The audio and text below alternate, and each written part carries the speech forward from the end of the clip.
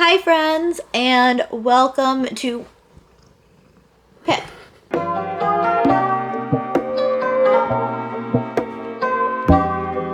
Hi friends, and welcome to something new. I know, you're not used to seeing videos on Tuesdays. So, with this being the last week of the month, I am doing a new video every day this month. Well, for the rest of this month. I'm doing a new video every day until the new year. So, from the title, I think you can already tell, once again, inspired by the one and only Laurel, who I absolutely adore. This is things that I'm leaving in 2023. It was honestly not a huge hit last year, but people seemed to like it. And I figured I like the idea, so why not do it again? Hi, Pip. So what am I leaving behind? What am I deciding is not coming forward with me? The number one thing is people pleasing. That is a problem I've always had. In the words of Taylor Swift, a pathological people pleaser. I have always had a problem with being a people pleaser. I don't want to say that I've acted out of character to people please, but I've definitely gone out of my way on many an occasion just to make others happy and made myself uncomfortable. And I don't want to do that anymore. I'm over it. I'm not going to just be a people pleaser anymore. I'm sorry, but I'm too old for that now. I'm over it. On the same note, my perfectionism. I will stress myself out to no end to make sure that everything is done perfectly and independently. That ties into my people pleasing. I feel like I need to have everything done perfectly with no help. To me, I have to be the one to get everything done, to take all the stress off of other people. And I don't want to bring that forward. I have been so burnt out because I'm putting all of my energy, everything that I have, into making life easier for everybody else, that it's making my life more difficult, which in turn is also making my fiance's life more difficult because he's really stepping up to the plate in an amazing way. I can't say enough good things about how he's been. Actually, for Christmas, he did all the cooking. He did the vast majority of the cleaning, and he told me it was because he saw how stressed out and burnt out I've been, and part of his Christmas gift to me was taking that stress off of me for Christmas. So, like, when it gets to the point that taking stress off of me is part of my Christmas present, you know I'm too stressed out. And it's because I've needed to do everything all on my own. It's the perfectionism. It's the needing to make everyone else's life easier so that I am people pleasing. And I'm not taking that forward with me. I'm sick of being burnt out. Which ties into the next thing that I'm leaving behind in 2023. And that is my all or nothing mindset. If y'all watch my Vlogmas, you may have seen I started Vlogmas and then I dropped off. And I feel like I do that a lot when it comes to Vlogmas. I'll get sick and I'll drop off. I have this problem where I have such an all or nothing mindset that if I miss a day of Vlogmas, I can't get back into it. I've always had that same problem. If I miss one thing, then everything is out the window. That's been my problem in the past with posting schedules, where if I were to miss a week, I'd be like, well, so much for that. Now everything's out the window. No. Doing something is better than doing nothing. All or nothing mindsets are not okay. There's always a happy medium. I literally had to give up on doing Vlogmas because my all or nothing mindset. I got so sick that I couldn't vlog for like a week. After that, I could have picked the camera back up and explained everything and said, hey, I've been too sick to do things. But my all or nothing mindset said, hey, nope, this sucks to be you. You already fell off. You're done. I'm leaving behind masking. If you didn't know, hi, I'm Maya. I'm neurodivergent. It's a thing. And I feel like masking ties in with my people pleasing. I will put on, I don't want to say a front, but I will mold myself to what other people want to see.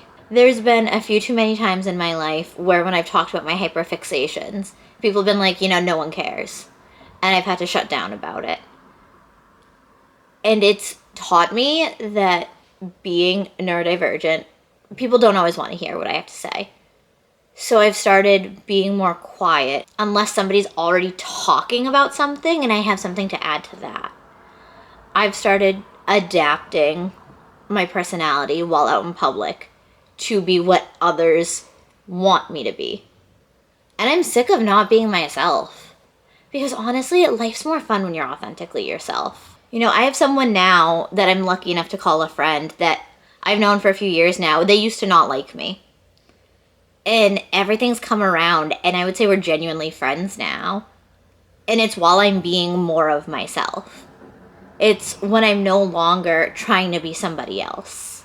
I feel like genuinely showing myself and my real personality, the people that want to be around will be around. And the people that don't want to be around, okay, that's fine. Not everybody has to like me. Just like I don't like everybody that I meet. Not everybody has to like me back. If they don't, okay, so what? That doesn't mean that I'm wrong for being the person that I am. So why have I been trying to not be myself? I'm happier when I'm myself. I might as well be myself.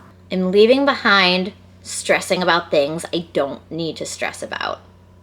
And anybody that works at my day job with me completely understands what I'm talking about. Anyone who works in a stressful job will also completely understand. But there's times where you're like, okay, so this needs to get done.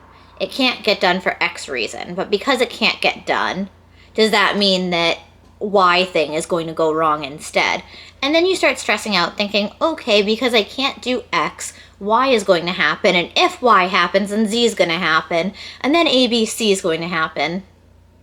There's no reason to get that stressed out. I've been like that, and I'm letting it stop. I'm leaving behind making an effort with people to keep them in my life when they clearly don't want to be there. There are certain family members that I've reached out to that don't really want anything to do with me. And that's fine. That's absolutely fine. But why am I still making an effort if they're not going to make an effort? Why am I reaching out to people and trying to have conversations with them when I'm just going to get belittled in return? There's absolutely no reason for that. I'm going to be valuing my mental health more.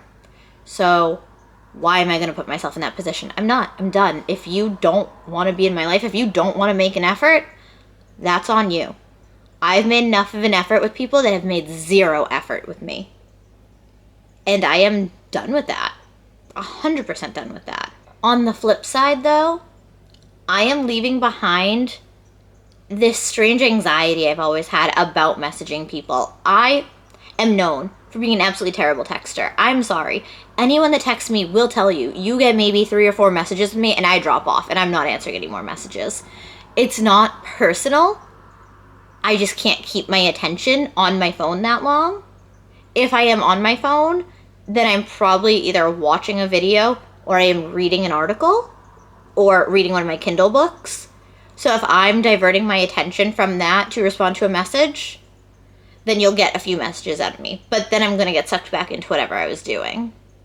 Even if I love you to death, you're not going to hold my attention. It's not a personal thing. I'm just bad at texting. Because I'm bad at texting, I feel guilty about responding to people later on.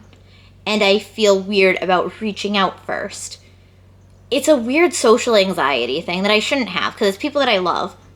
But I feel guilty about not responding in a timely manner, or about not reaching out often enough.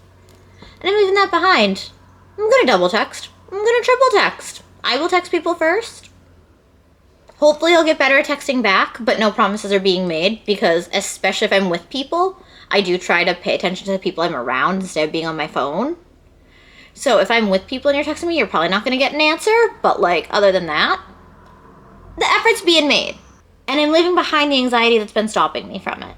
Most importantly, and the biggest thing that I'm leaving behind, I'm leaving behind not prioritizing myself. I've been so burnt out. I've been so focused on everything but what I need that it's time for me to focus on what I need for my own well-being. 2024 is the year that I stop putting myself on the back burner. 2023, I just moved into a new apartment. I was just changing everything to suit my needs and my fiance's needs. I was adapting. It was a year of adapting. I spent the last year adapting. And now I'm ready to prioritize myself and put all of this burnout and all of this ignoring my own needs. That's going away. That's all done. That all stayed in my adapting year.